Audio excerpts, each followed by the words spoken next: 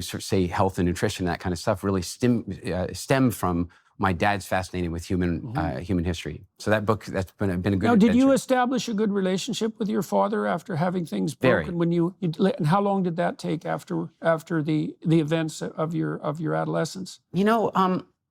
Very slowly and very quickly. It was one of those things. It would happen in fits and starts. I mean, in one sense, it was never really that bad. It was just brutally honest.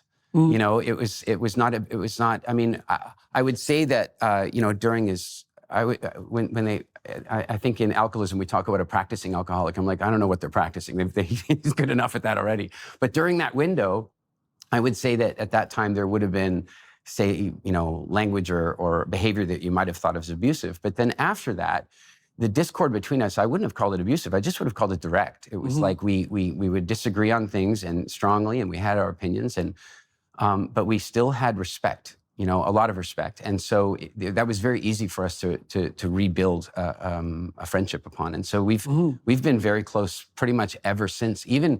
Even in the month when I went back to him at now 16, I had turned 16, I went to him and I said, look, I think you get at this point, you're not going to win this. I'm not going back to school, but if you don't let me move back in with you, the school will not let me go to school. They wouldn't let me go to school without a parent signing off on something. Actually, I was just shy of my 16th birthday.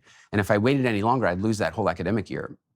And he found my argument convincing and allowed me to move back in and signed my school paperwork and let me finish grade 10. And despite having despite missing 3 months of that year or 4 months of that year. So did you go back to school at that point? Not at that school. No, not at that school. The school of my choosing. I see. And I did finish that. And pretty much from that point on, my dad and I, began rebuilding that relationship. But I'd say that relationship was forged by my dad taking us on canoe trips on Lac L'Orange and taking us up to Yellowknife and taking us into the wilderness. I think that even those things formed the foundation of why we have the relationship even we have today. Okay, so let's go back to when you were 8. You said that was when you became a Canadian citizen. Yeah. Okay, so what is your family doing in Canada at that point? Your dad is in the legal business. Yeah. Then, and your mom? My mom at that stage, she was really a mom, and then she wanted to go and finish her own education. So she went to Dal as well. She went to Dal and did a master's in social work.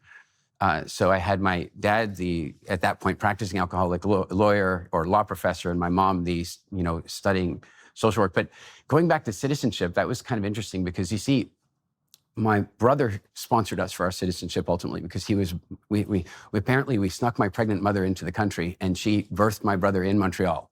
And so on that basis, we then made our bid for Canadian citizenship. And I have vague memories of this, but I know the family story. We're facing the judge. I don't know how it works these days, but you actually had to prove that you knew some things about Canada. And so the judge is asking my dad a bunch of questions, trivia questions about Canada. Are you guys really here? And he says to my dad, how many provinces are there in Canada? And my dad says 9. And the judge goes, it turned out the judge is Afrikaans, or not Afrikaans, he's from South Africa, but he's British, and we're Afrikaans, we're Boers.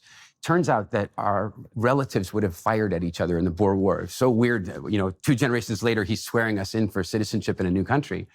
Anyway, so he says to my dad, I'm gonna let you take another shot at that question. And my dad goes, well, and this is 1978, not too long after the FLQ and all that stuff that was happening in early Canada. And my dad goes, well, fine, 10 if you want to count Quebec, but it doesn't seem like they want to be here, which set up a really fun conversation. The exam was over and we were welcomed into the country.